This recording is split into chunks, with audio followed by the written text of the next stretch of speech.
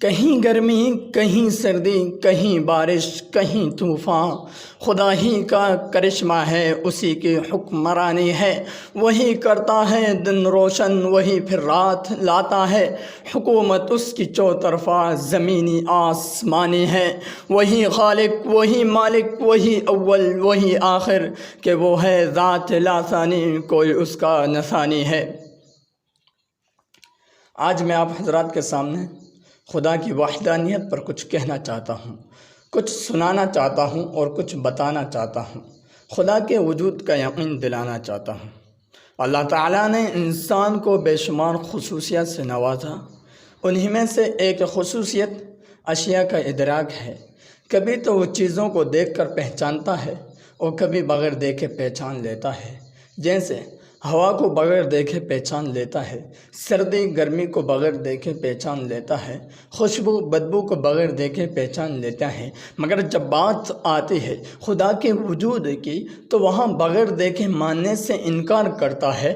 حیرت ہے انسان کی نادانی پر کہ مخلوق کو دیکھنے کے باوجود خالق کا انکار کرتا ہے، رحمت خداوندی کے ہزار مظاہرے دیکھنے کے باوجود رحیم کا انکار کرتا ہے، قدرت خداوندی کے بے شمار کرشمے دیکھنے کے باوجود قدیر کا انکار کرتا ہے، ہر چیز کی نشو و نما بر وقت برمحل ہوتے ہوئے دیکھنے کے باوجود رب کا انکار کرتا ہے۔ او خدا کے وجود کا انکار کرنے والو، ذرا بتاؤ تو صحیح، کیا ایسا ہو سکتا ہے کہ پیدائش تو ہو مگر پیدا کرنے والا نہ ہو، پرورش تو ہو مگر پالنے والا نہ ہو، رحمت تو ہو مگر رحم کرنے والا نہ ہو، قدرت تو ہو مگر قدرت والا نہ ہو؟ اگر تمہارا جواب نفی میں ہے اور یقیناً نفی میں ہے تو تم ان چیزوں کے وجود کو تسلیم کرنے کے بعد پھر کس منہ سے خدا کا انکار کرتے ہو؟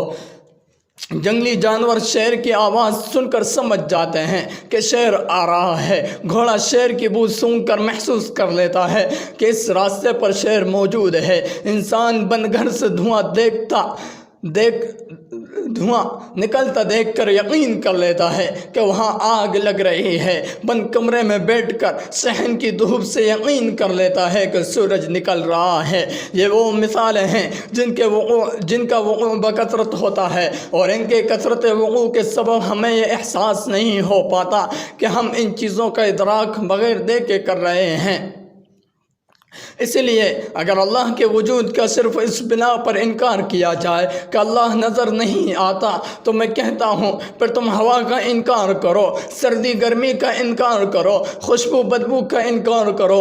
ظاہر سی بات ہے کہ جو شخص ان چیزوں کا انکار کرے گا اسے احمق اور بیوقوف کے سوا اور کیا کہا جائے گا؟ تو پھر مجھے کہنے دو کہ اس شخص سے بڑا بیوقوف اور احمق کون ہو سکتا ہے جو شب و روز عالم کے مستحکم نظام اور اس میں وجود پذیر ہونے والے مختلف قسم کے تغیرات اور اس کی نیرنگیاں اور رنگینیاں دیکھتا ہے اور پھر خدا کے وجود کا انکار کرتا ہے۔ جب ایک کشتی بغیر ملاح کے نہیں چل سکتی، جب گولی بغیر بندوق کے نہیں چل سکتی، جب گاڑی بغیر پیٹرول کے نہیں چل سکتی، جب عمارت بغیر معمار کے نہیں بن سکتی، تو ذرا سوچو تو صحیح، اتنا لمبا چوڑا آسمان، یہ وسیع عریض زمین، یہ آسمان کو چھوتے ہوئے اونچے اونچے پہاڑ، لہکتی مہکتی کلیاں، پل کھاتی ہوئی ندیاں کیسے وجود میں آ گئیں؟ کہ ان چیزوں کا کوئی بنانے والا نہیں؟ کیا ان چیزوں کا کوئی پیدا کرنے والا نہیں؟ یقیناً کوئی ذات ہے جو ان تمام چیزوں کی خالق و مالک ہے۔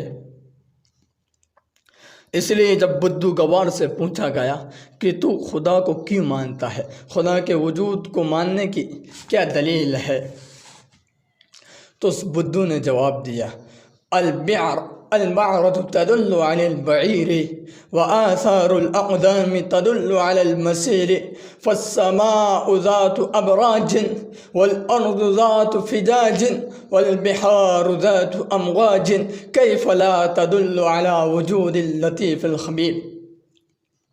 جب مینگنیاں اونٹ کے وجود کی خبر دیتی ہیں، یعنی مینگنیوں کو دیکھ کر اندازہ ہو جاتا ہے کہ ضرور یہاں سے اونٹ گزرا ہے، اور قدموں کے نشان کسی گزرنے والے پر دلالت کرتے ہیں، تو یہ برجوں والا آسمان، یہ گہٹیوں والی زمین، یہ موجوں والے سمندر کیا اس لطیف اور خبیر ذات کی وجود پر دلالت نہیں کریں گے؟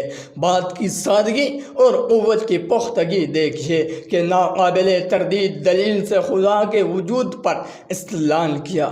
منکرین الہ اور ملحدین خدا قیامت تک اس کا جواب پیش نہیں کر سکتے۔ ہے کوئی جو اس بدو کے استدلال کو توڑ دے؟ سامعین ذی وقار، اللہ قرآن میں کہتا ہے سنریہم آیاتنا، کہ ہم ان کو اپنی نشانیاں دکھاتے ہیں۔ آئیے دیکھتے ہیں خدا کی نشانیوں کو۔ اللہ کہتا ہے وَإِنَّ لَكُمْ فِي الْأَنْعَامِ لَعِبْرَةً، کہ تمہارے لیے چوپایوں میں بھی نشانی ہے۔ نشانی کیا ہے؟ آگے اللہ نے بیان کیا نُسْقِيكُم مِّمَّا فِي بُطُونِهِ، کہ تمہیں وہ چیز پلاتا ہے جو ان کے پیٹوں میں ہے، اور پھر کہا مِن بَيْنِ فَرْثٍ وَدَمٍ لَبَنًا خَالِصًا سَائِغًا لِلشَّارِبِينَ، کہ وہ دودھ جو ہم تمہیں پلاتے ہیں گوبر اور خون کے درمیان ہے۔ ذرا غور کرو، گوبر بدبودار ہے، خون بدبودار ہے، مگر دودھ خوشبودار ہے۔ یہ کس نے کیا؟ بھینس کا رنگ کالا ہے، چارے کا رنگ ہرا ہے، مگر دودھ کا رنگ سفید ہے۔ یہ کس نے کیا؟ ذالکم اللہ، یہی تو اللہ ہے۔ اور آگے چلو، اللہ انسان سے سوال کرتا ہے افرأیتم الماء الذی تشربون اانتم انزلتموہ من المزن ام نحن المنزلون، کہ اے انسان، یہ جو پانی تو پیتا ہے تو اسے بارش کے ذریعے تو نے نازل کیا یا ہم اس کے نازل کرنے والے؟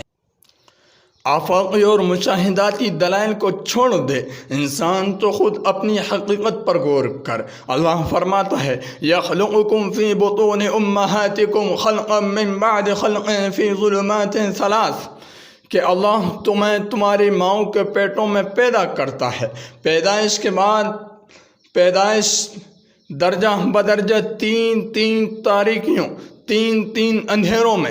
ذرا غور کرو، رحم مادر کا اندھیرا، جھلی کا اندھیرا، بطن مادر کا اندھیرا، کوئی بلب نہیں، کوئی امہ نہیں، کوئی ٹیوب لائٹ نہیں، پیدر پہ 3 اندھیرے ہیں۔ عقل کہتی ہے کہ کام بہت نازک ہے، روشنی کا انتظام ہونا چاہیے، بلب ہونا چاہیے۔ ان 3 تاریکیوں میں بچے کو بنایا گیا، دل بنایا گیا، دماغ بنایا گیا، ہاتھ پاؤں بنائے، آنکھوں کو بنایا، کانوں کو بنایا، زبان کو بنایا۔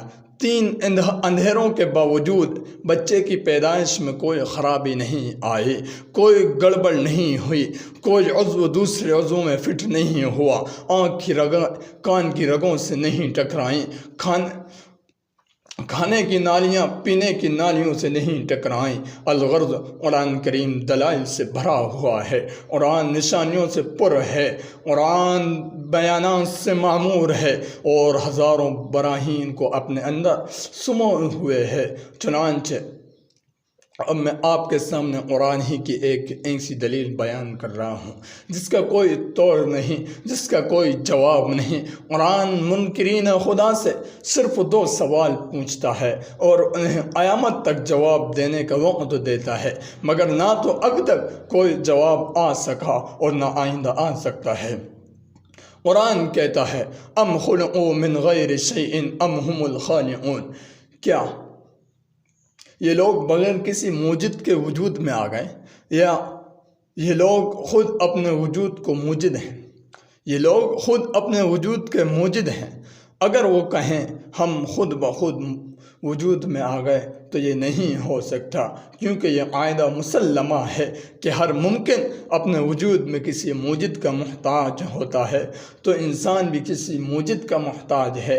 ایسا نہیں ہو سکتا کہ انسان ایک وقت میں موجود نہ ہو پھر کسی بغیر موجد کے وجود میں آ جائے، کیونکہ کوئی اثر بغیر مؤثر کے وجود میں نہیں آ سکتا، کوئی حرکت بغیر محرک کے وجود میں نہیں آ سکتی، کوئی فعل بغیر فاعل کے وجود میں نہیں آ سکتا، کوئی معلول بغیر علت کے وجود میں نہیں آ سکتا، تو کوئی مخلوق بغیر خالق کے وجود میں کیسے آ سکتی ہے؟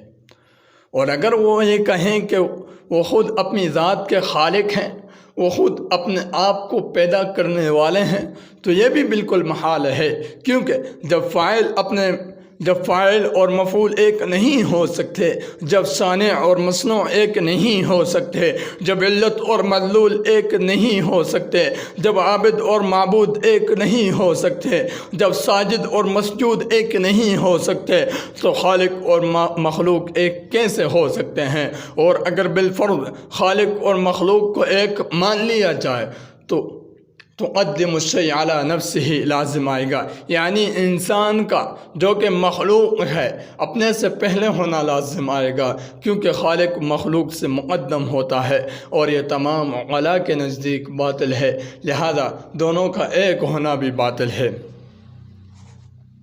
شاعر کہتا ہے، پالتا ہے بیج کو مٹی کی تاریکی میں کون، پالتا ہے بیج کو مٹی کی تاریکی میں کون دریاؤں کی موجوں سے اٹھاتا ہے سحاب، کون لایا کھینچ کر پچھم سے باد سازگار، خاک یہ کس کی ہے کس کا ہے یہ نور آفتاب۔ وآخر دعوانا ان الحمد للہ رب العالمین۔